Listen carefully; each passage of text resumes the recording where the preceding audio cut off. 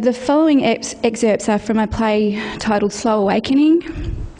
I have been working on this play since 2004, so in a sense this play, the process has been a slow awakening for me. The story follows the misfortunes and dramas of a family. Ivy has given birth to her daughter Matilda against the wishes of her husband Cyril, as Ivy is knowingly putting her life at risk. Things get worse for the family when Ivy ends up in a coma, leaving Ivy's mother Ida to care for daughter Matilda, as father Cyril is absent. He prefers to spend time at Ivy's bedside, wishing her back to waking life. This causes resentment from daughter Matilda, but when Matilda falls pregnant herself, she is set forth on a journey of discovery and hopefully some sort of reconciliation with her dad Cyril.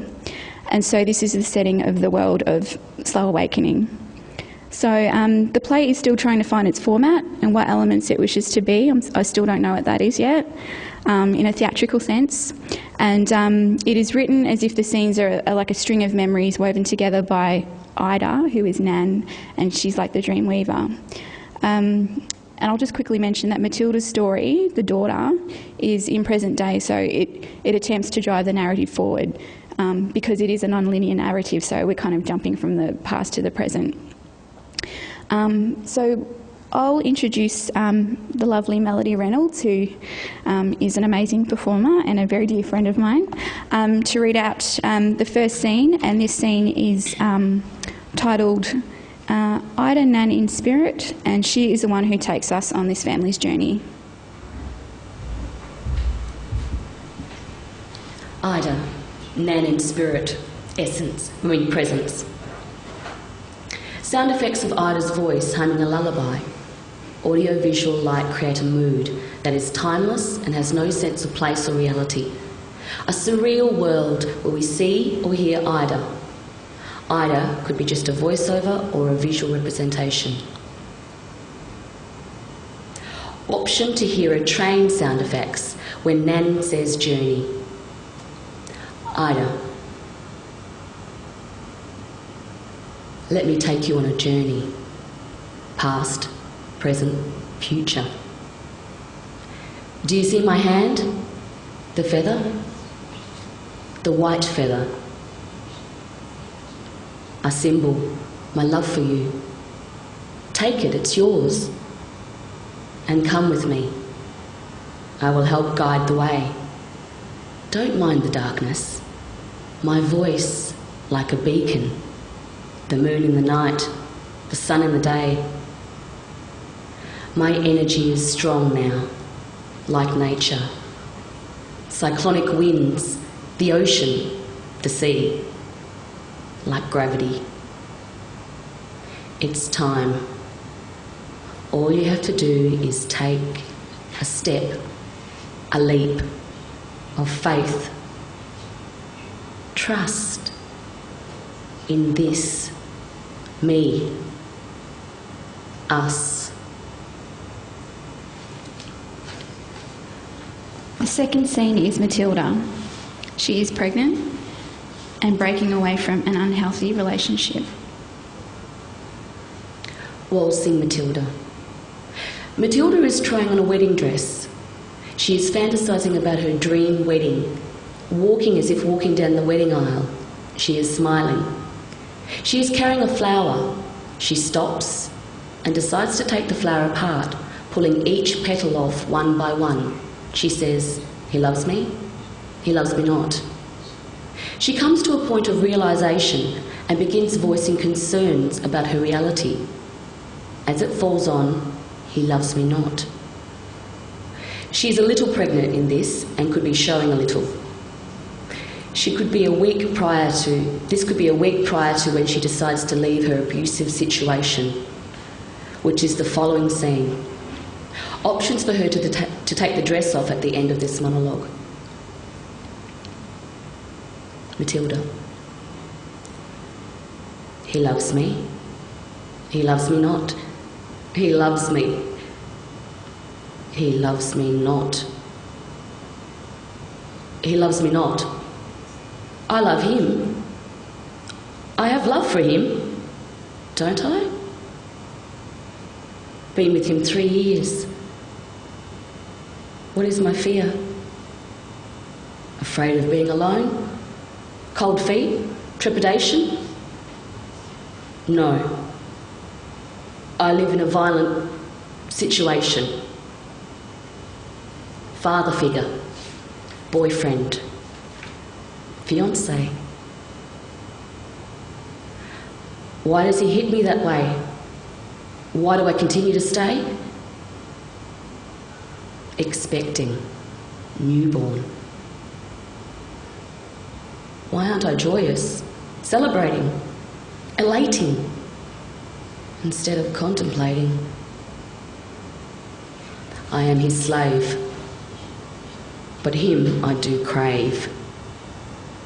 He provides for me, keeps me sheltered. I'd be nothing without him. Where do I go? How do I go? No. No. I will be his wife, mother of his child. Maybe things will change. Maybe in a while. Please, Nan, if you hear me, what do I do? Give me a sign. If you care, answer my prayer. This is not me. This is not my life. There's something better out there. A beat. She looks at her stomach and places her hand on her bump. Nan's presence needs to be strong here, audio-visual. But I'm scared to leave. But I'm more scared to stay. The third scene is Matilda at the train station, setting forth on her journey home to Dimboola. Adelaide train station. Nan tells us Matilda is at the train station. It is night, 2009. Sound effects of people, trains, voiceovers, moving images and projections. Voiceover. Attention passengers, the Overland will be departing Adelaide for Melbourne in approximately 15 minutes, if you make your way to the platform. Matilda strokes her stomach as if talking to her unborn. Adelaide, SA, the big smoke. 1988, World Expo year, celebration of the nation, masturbation of the nation. I was born, a comatose mum, an absent dad. Raised by Nan, earth angel, heaven sent. Adelaide, SA, the big smoke. Here I am now, pregnant, growing, living, learning, loving, leaving, loathing, in limbo. And like a boomerang, I am returning. And like my ancestors, I am nomadic again, on the move.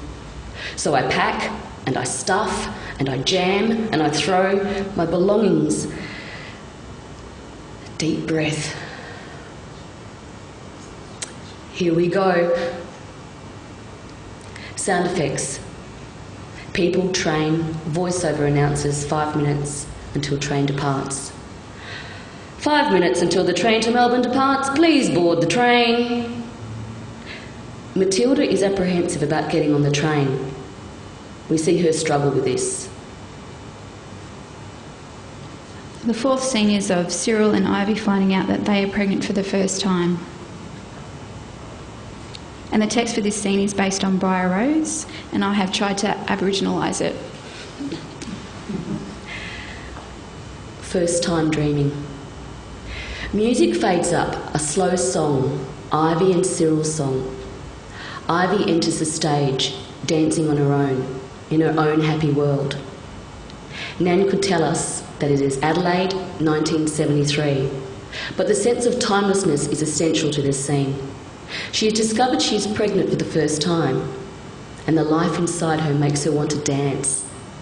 She stops and motions with her finger for Cyril to join her. He dances his way into the space. Characters could speak to each other in dialogue or could be purely voiceover.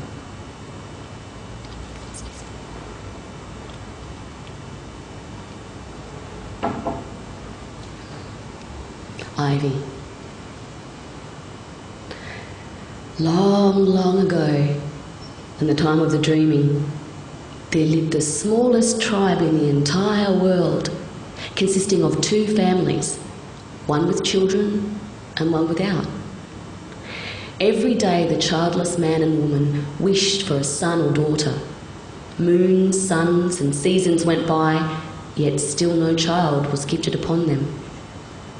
One day, while the woman was out bathing, she started to cry and her tears flowed into the river, causing it to flood. As the levels rose, the woman was submerged and a frog approached her beneath the water's surface. He said to the woman, "Your wish shall finally be fulfilled. Before the season is out, you shall give birth to a daughter." The frog disappeared and the water levels dropped. The frog's predictions came true, and the woman gave birth to a beautiful girl. A great feast was thrown, and the other family was invited, along with their 13 spirit ancestors from the spirit world. However, the man had only enough kangaroo and emu meat for 12 spirit ancestors to eat. Therefore, one of them had to remain home. The spirit ancestors bestowed their miraculous gifts upon the child. One gave respect for nature, another knowledge, the third beauty, and so on. When the 11th of them had offered their gifts, the 13th suddenly entered the camp. She wanted to get revenge for not having been invited. Cyril. She cursed the child, claiming that in her 15th year the daughter, named Golden Wattle, shall prick herself on the twig of a salt bush and fall down dead. The 12th spirit ancestor still had a gift to offer, and she said that instead of falling down dead, Golden Wattle shall lay sleeping for 100 years. With this news, Golden Wattle's father and mother had all the salt bushes in their country burnt to dust, or so they thought they had. In her 15th year, Golden Wattle was in her humpy, drawing pictures with her fingers in the dirt, when all of a sudden a mound rose up from the ground. A black twig appeared, and her finger was pricked on the salt bush. The beautiful Golden Wattle fell asleep, along with the entire camp, including her father, mother, and the other family, the fire in the ground, and the magpies in the trees. Ivy. A thick saltbush hedge began to grow all around the entire camp, eventually surrounding and covering the entire camp. After many years, a young hunter came to this country. He had been told that there was a camp standing behind the hedge, and inside was a beautiful young woman. Many hunters had come and tried to break through the hedge. The young hunter intended on seeing the beautiful Golden Wattle. Cyril. On the day he arrived, the year 100 curse had ended. When the young hunter approached the saltbush hedge, the hedge transformed into beautiful wildflowers. He walked through the entire camp and came to the humpy where Golden Wattle lay sleeping. He leaned over and gave her a kiss. And when his lips touched hers, Golden Wattle opened her eyes, woke up, and looked at him fondly. Cyril and Ivy. After that, the father, the mother, and the entire camp woke up, including the fire in the ground and the magpies in the trees. They all looked at each other in amazement. They lived happily to the end of their days. Ivy. Dreams do come true, Cyril. You're going to be a father. He places his hand on her stomach. He smiles. Cyril, you're my fairy tale, and you're going to be a wonderful mother. They dance, embrace. Sound effects of a train fades up.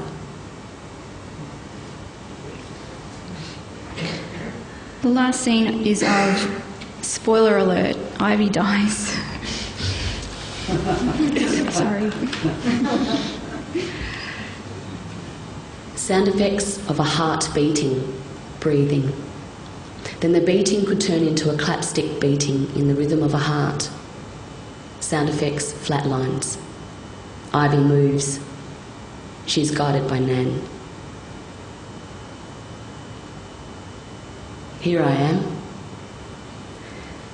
in the middle of the cold desert again, where my mind plays tricks on me and I think that I see you, Cyril.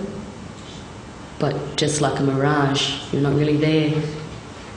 So I stand alone in this barren landscape, freezing cold and wishing to find a place to belong. So I take a couple of steps and realise that I've come to be on the edge of a cliff, looking out over a turbulent sea. I think I see you again, Cyril. Your microscopic size, and at the base of the cliff, bobbing up and down like floating debris, waving your arms about, looking up at me. I wish for you to be rescued by a passing whale, so you can ride it out to the horizon and beyond. So you can ride it to be with Matilda, at the edge of a dark cloud where only the light shines. But then you both fade beneath the water with smiles on your faces. I've never seen you both smile like that before. And then the ocean settles and the waves vanish, and I find myself alone again in the cemetery, standing before both of your graves, crying my eyes out. And then I wake up. Ivy could move or remain somewhere in the space. Feathers. So many white feathers. This could be visual, of feathers or some kind of object. Cyril remains fixed on his actions. Nan's visual or oral presence is strong, e.g. feathers.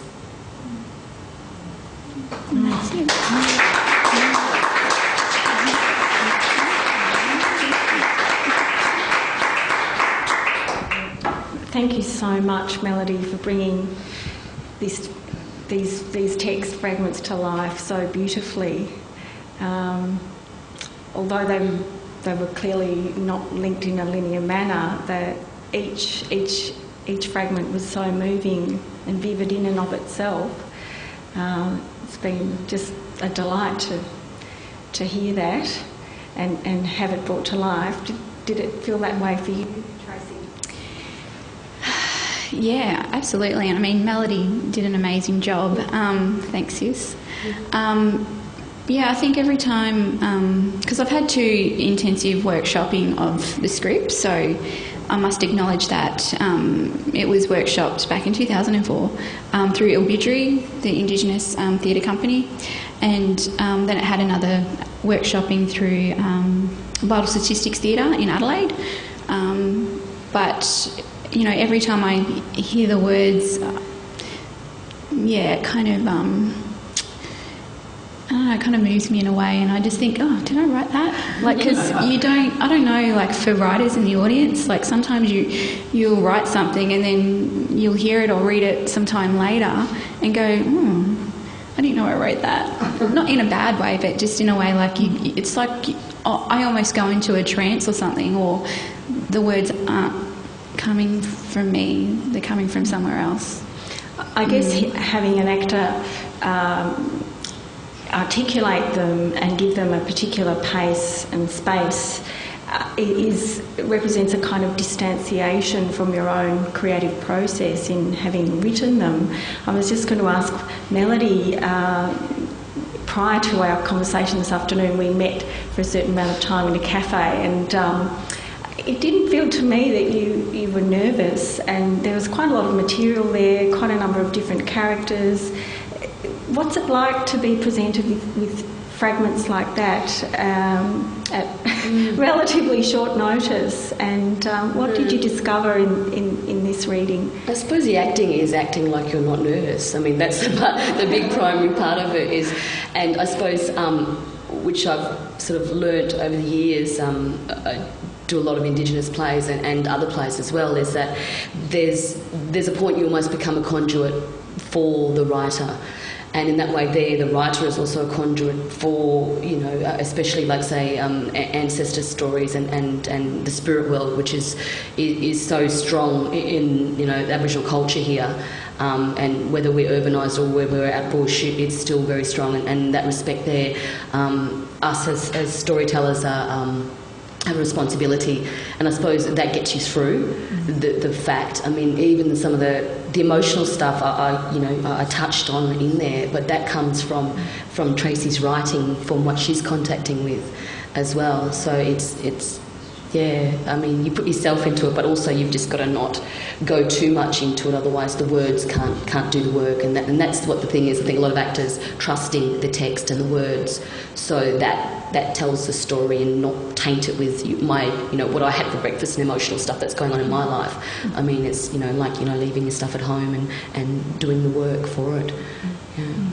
I guess it's really true that in these elements from Slow Awakening, we've already had a very strong sense of the way in which you're weaving poetry and storytelling, myth and the characters' experiences into such a rich braid, if you like.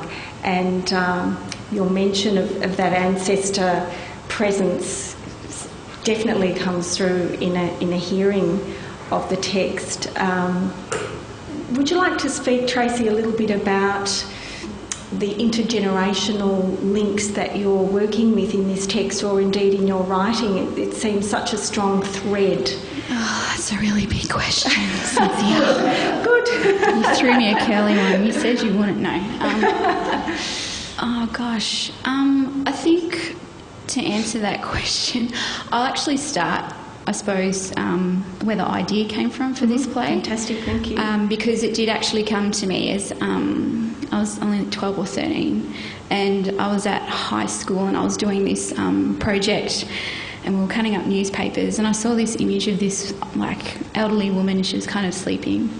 But I read the article, and her name is Elaine Esposito, and she actually awoke from a 30-year coma or something. And she's the longest, in the Guinness World Record, she's, the longest coma patient. It kind of just really struck me, and I was like, just thinking, I wonder what happens when you're in a coma, where do you go, and, what are you thinking? And so that idea just kind of stayed with me, and then when back then, of course, I didn't think I was going to be in the arts or anything like that. But, when this workshop came up through Ngarrindjeri, I just submitted this as an idea, and then was like, I want to write a story about a woman in a coma. And they're like, oh. But it was just an interesting process, because I've never written as a response to an image or anything like that, so it's a really different kind of process for me. And I was saying before, the workshop with Ngarrindjeri was fantastic. It helped me, I suppose, develop characters and get an idea of a possible story, but I actually had two styles of language in the text. So I had naturalism and realism kind of conflicting with poetry. And so when I was at Vital Statistics in Adelaide, I guess they gave me permission to write in more of the poetic style. So the only bit of text that I've got here from 2004 that's remained in the play is Ivy's monologue when she dies. So, does that? I don't know if I answered your question, but It's all rich. We're so interested to hear about the process of the way a script evolves over time and through collaboration. But I think I'm wondering, for example, about the feathers. That seemed to be a repeating, very beautiful image for ancestral awareness. I'm asking that. I'm not entirely sure, but that's a feeling I got around that image. Well, touching on the intergenerational, I just remember what question you asked me, but touching on the intergenerational thing, like, our elders play a really vital part in like Aboriginal culture and society. So, they're the ones who've got all the knowledge, and they're the ones who are really aware, and I suppose it's their duty and their role to pass down knowledge and stories, culture. And my grandfather did that for me. And I suppose, when he passed away probably about a year after I started writing this play. And so I think for me, every time I see, I see white feathers. I don't know if anyone else sees them, but I see them. But then they vanish. And then I think for me it's just a sign, it's a symbol to say that he's around, or, my loved ones in spirit are around. That's kind of guess where the idea of the feathers comes into it. And birds as well, play a very significant role in culture and society, especially here in Victoria. I can't speak for WA mob, and South Australia, because I'm half Koori. Like, my mum's mob are from Dimboola, where I grew up. So I'm half Wotjobaluk, but I'm also half Ngarrindjeri, which is in South Australia, where the Murray River meets the sea. And so birds, we've got Bunjil. He's our ancestor spirit being. He's our creator. He takes the form of an eagle. And then with my father's people, we've got whale dreaming, but we've also got pelican dreaming. But also at home, where I'm from, my totem is the black cockatoo. So, birds are quite significant. Did you want to add to that, Mel? Or? We could be related. I'm just thinking, I'm from West Australia, and it's got my grandmother's side is whale dreaming too, with a Great Australian Bight sort of goes over. So could be whale sisters. Could write a play called Whale Sisters. I think you were also reminding me, when we had a chat about this before, about the traditional sense of birds as messengers between different realms of experience. Would you like to speak about that a little again? I don't know. I suppose it comes from my grandmother brought me up, and there's a saying that, in her time, and you go, "Well, Nana, how did you know that?" She goes, "Oh, don't worry, a little bird told me." And I was forever looking for this bird that knew everything. So it was like, oh, okay, a little bird told me. Then, over the years, especially, getting to theatre, quite young, and doing a lot of plays where there is a messenger of a bird that has information from other realms of, people died or people, about to be born. So, and literally, like, there's birds that will tell you when there's a snake, and that she'll know to look out for that one. And I noticed that a lot of cultures around the world also have that little bird told me sort of thing. So, and being messengers of coming together. And I suppose with research I've done, I've come up with little stories of scenarios where birds do carry that strong sort of ancestral messages through. Yeah.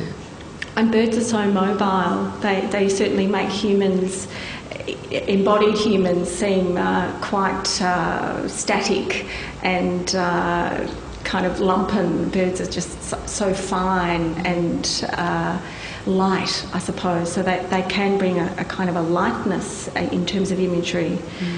On the page, elements of the fragments that we've heard from Slow Awakening remind me of songs or song lyrics, and I did think it was interesting from a writerly point of view to come back to that notion of the difference in tone between the more poetic material and then the more literal storytelling. In these elements that we've heard today, the literal storytelling is fascinating for the way in which it works with a very traditional European fairy tale, Briar Rose, and gives it a whole new context. How did that feel to make a decision to include that? I really did try to find a creation story or a Dreamtime story that could kind of connect to the themes that I was exploring in the play. So, she's in a coma. The difficulty with trying to conceive a child or carry a child, because I suppose what's not mentioned is that Matilda's like a miracle baby. So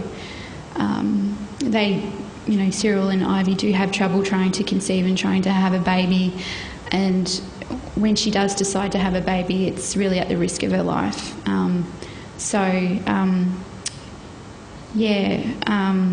what? I was just trailed off then, sorry. Adapting the story of Briar Rose. Sorry, then Briar Rose. I was like, I tried to find like an Indigenous creation story or something, but then I stumbled across, Briar Rose, and I was like, I really want to use that, but I don't really want to use it as it is. So that's kind of where I try to Aboriginalise it and, put in, think of some kind of really lovely native plant, as well as just, make reference to, the magpies and the humpy, and just, give it a bit of an Indigenous feel, I guess.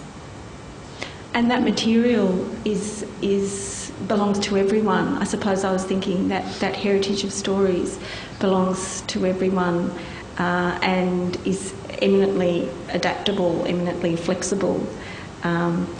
What did it feel like to transition from the more poetic, spacious material to the storytelling just now?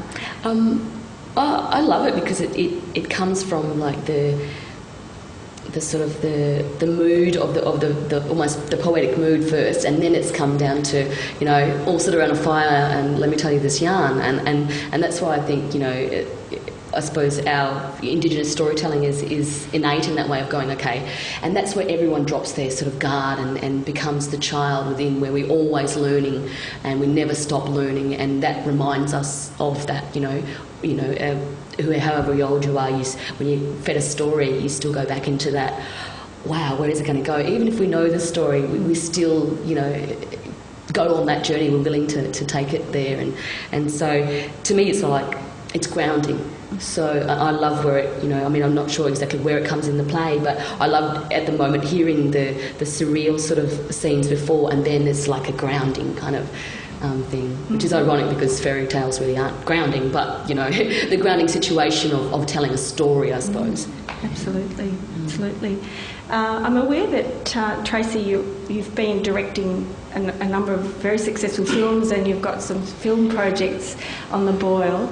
And I was wondering, in the context of the development of Slow Awakening and your work, for example, with Ngarrindjeri, were you there in the role of a director or a co-director, or were you handing over the materials to see them come to life in order to feed your writerly process?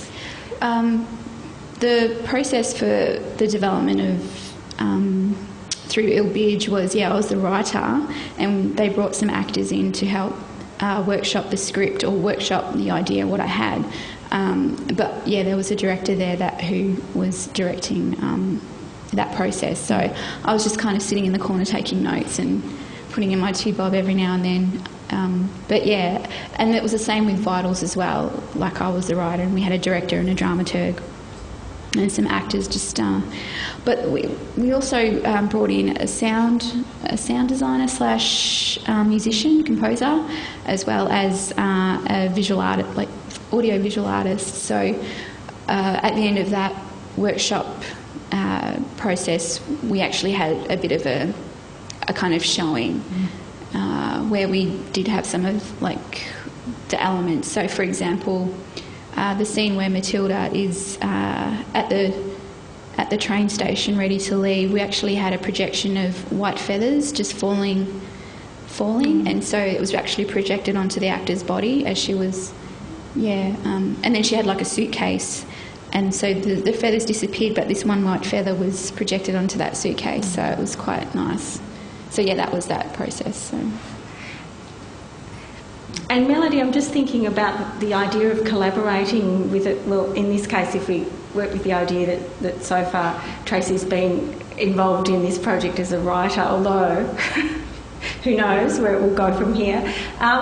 Can you just reflect a little on the process of working with a writer whose work is very much in progress, so the script is live for the possible revision, the possible rewrite, the possible restructure, the possible rethinking? How is that for you as someone who is needing to respond at a moment-to-moment level in the collaboration? I suppose the role of the actor in workshopping the material would be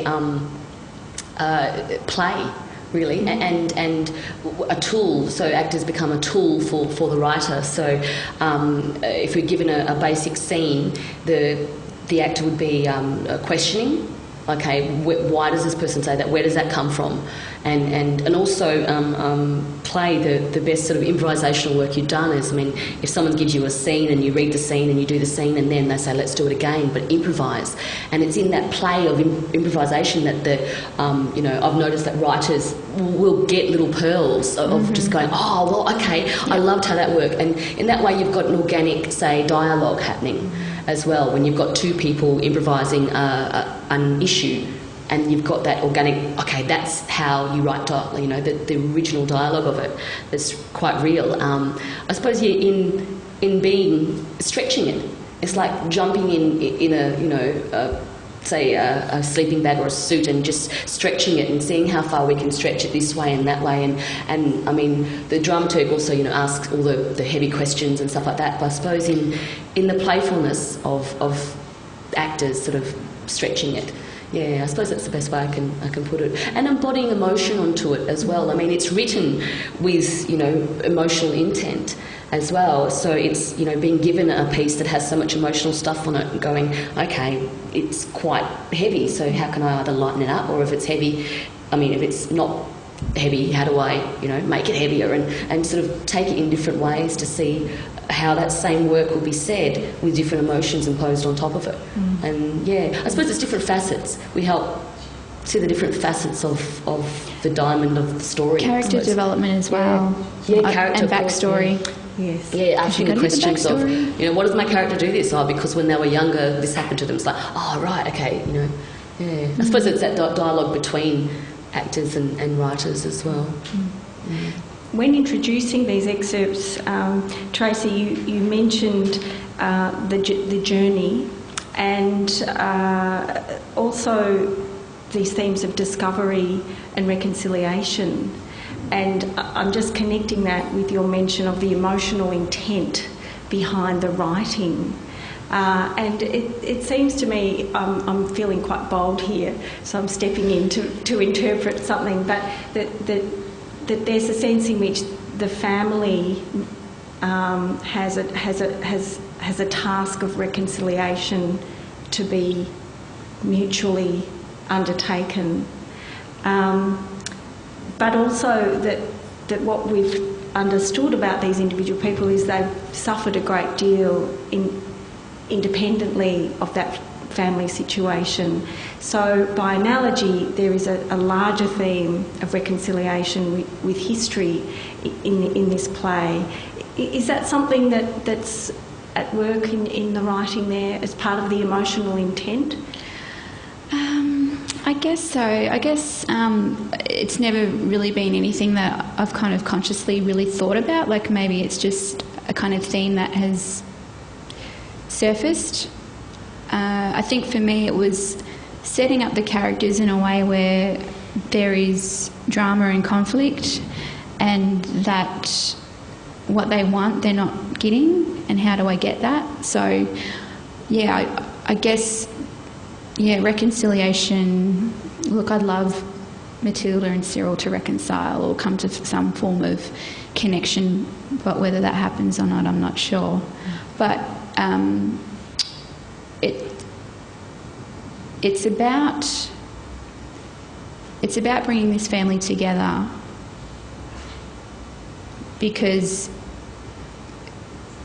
of past wrongdoings. They've come like fallen apart. So yeah, I guess in a sense it is about reconciliation, but I just never really have thought of that consciously. And as I say, I could be stepping in with that word in an inappropriate way, because I think, speaking as a writer, I'm very admiring that you've been working on this play for a number of years, because obviously the ideas are percolating and you're gathering insight, gathering material, and there's a tension between wanting to make a work and bring it to fruition and wanting to allow the ideas to grow and perhaps even deepen over time.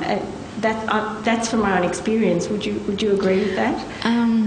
Yeah, I absolutely agree, and I think it's writing itself.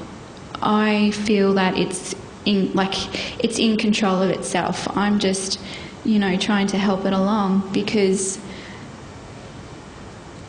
it would have been made by now if I really wanted it to be made. So I feel it's just taking its time, and I'm a different person just personally to who I was back in 2004 when I started it, and even when I was 12, 13 when that idea came to me. So not that I thought it was going to be a play back then, but I think the more older I get, the more mature I get, hopefully wiser, that it'll know its time, and I'll know when it's ready to be presented.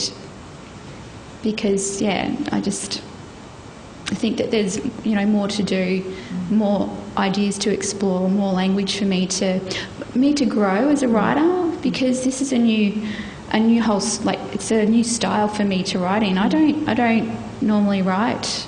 I don't write like this. I don't. We believe you. It's poetic. I did study poetry at uni, and I was not here for poetry. It was So I'm still exploring. It's me exploring new terrain, a whole new process of writing, as well as a whole different style of language I've never used before. Well, can I say you must keep in touch with Penn, with your friends here in Melbourne. I'm not going anywhere. When it has its next iteration in whatever form that is, or wherever it takes place, because we're so delighted to have been led into the process of the writing in this way, being so generous with your reflections. I guess just stepping back from the script for a moment, I'm conscious that you've both mentioned Ngarrindjeri Theatre, and I felt like it might be helpful to hear a little bit about the importance of the opportunities created by a company like that for making new work, for exploring, for creating a live feedback loop between artists of various kinds, young artists, in making work for when it has its time. And perhaps we could hear for a moment from Melody. I suppose it's the longest running Indigenous company in the country. So I love Yuriyak and WA mob, but Ngarrindjeri was the first established Aboriginal and Torres Strait Islander theatre company in the country. So it's got a long running history. It's produced some amazing plays.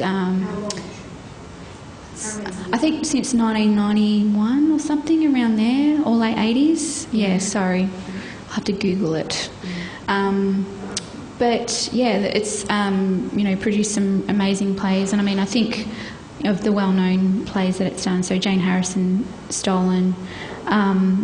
It was through Ngarrindjeri that I actually got into theatre, because I was workshopping a play at the National Playwrights Conference in Canberra when I was still at uni. And that's where I met Mel. So we've known each other for a while now. And so they pretty much took me under their wing and gave me this opportunity to have my first play produced when I was 21, in collaboration with what was then called Playbox, but now the Malt House. So they're really supportive like that. They're a great organisation, and just so about nurturing and being supportive and helping us tell our stories. At the moment, Rachel Mazza, who's the daughter of Uncle Bob, who's passed, and the early work in Sydney of the first Aboriginal theatres, and a lot of I think it stemmed from, you know, storytellers like Uncle Bob and all that, doing like looking at racism back in the 70s, and they used the you know, the half mask, which is, you know, South African sort of or storytellers also use that in portraying the white and then taking it off and being the black, and I suppose Rach is out of Ngarrindjeri is still, you know, having this holding on to that strength of, okay, Indigenous people telling their own stories, and I suppose it comes back into, say, the history of Australia is the real sort of Indigenous about the atrocities and the genocide, you know, attempted genocides of different ways is being told by us, and it is through our voice, and as our stories are finally being told us. Gone are the days where there's white people with boot polish on acting like Aborigines telling a story. So it's reclaiming our own storytelling in a lot of ways, and that's why I think the power of Aboriginal theatre is that, and also of not being a tokenistic. I mean, tokenistic is still so, you know, prevalent out everywhere, because you have a festival and you go, okay, we've got to chuck an Indigenous play in, opposed to being an Indigenous play being put on because it is good, because it is what it is, and not because we're just going to be handed to it. And I think the strength in it, and I think, well, Ngarrindjeri is growing stronger and stronger in it, and people are, you know, get their eyes and ears open, but it also opens the door up for Indigenous. They've got a playwriting sort of course there. They've just started up the last couple of years as well. Fantastic. So it's writing, and they're looking to go into different areas and get Indigenous people into the different arts of theatre, and as actors, you know, it's fantastic to go in there and do it as well. But yeah, I suppose comparatively between white theatre companies and this creates a freedom of voice. And a community. Yeah. It definitely, the community is a you know, integral structure of, let's all get together. What stories are in the community that need to be told right now? What's happening up here? What's happening over there? Different parts of the country. I mean, you focus on local first and foremost, but I noticed a lot of, you know, I only come from, I'm West Australian, and I've been in Melbourne for about 10 years, and I know a lot of other actors and writers and that do come from different parts of Australia, and that's why I think Melbourne is this niche and a nest that is, and the Ngarrindjeri's created that, where local stories come up, but also we bring our own from different parts of the country where we come from as well, and see the similarities or the differences, and yeah, the safe space to voice what's going on. Mm-hmm. And I'm so interested in your remark about it feeling more free. That's because not only is it a safe space, but now that space has such a rich heritage of its own. Is that part of what's at play there? I think, yeah. Of course, yeah, it is. But the rich heritage of its own would be the different facets of different mobs. And the idea of stereotyping of, like, you see an Aboriginal person, you go, oh, okay, they're Aboriginal. When you go, oh, you know, they're all stereotyped to the same mob. And so I suppose it's for me, being an actor is a responsibility to tell our ancestors' stories in a lot of ways, and to bring them into account. We've got to, you know, look at what's going on in the past, present, and the future, and all that at once. But yeah.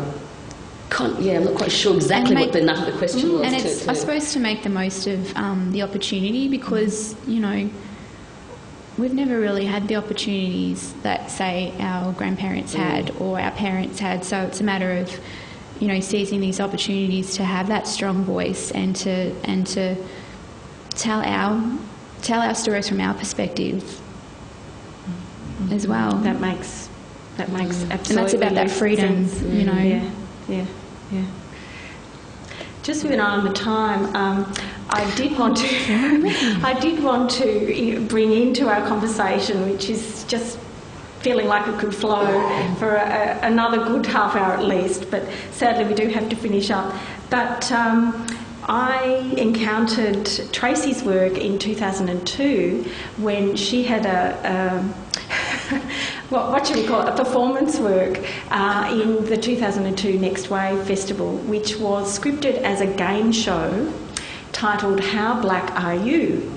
And what a delight it was for me to discover when I was asked whether I'd be happy to do this conversation today, to discover that particular work from 2002 had really stayed with me as something highly intelligent but also completely outrageous for the feisty humour that it brought to the matter of stereotypes of Aboriginal Australian people. And then just today I discovered that actually Melody was in the cast for that show, How Black Are You?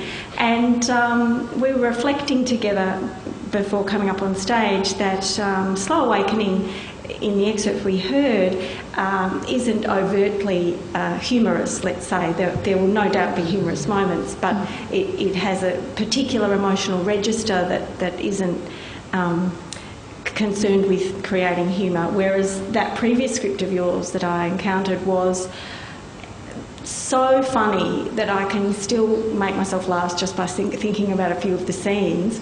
And I wondered, in the context of this idea of the voice and the safe space and the storytelling, what you feel the role of humour can be. I just think we're natural-born comedians, really.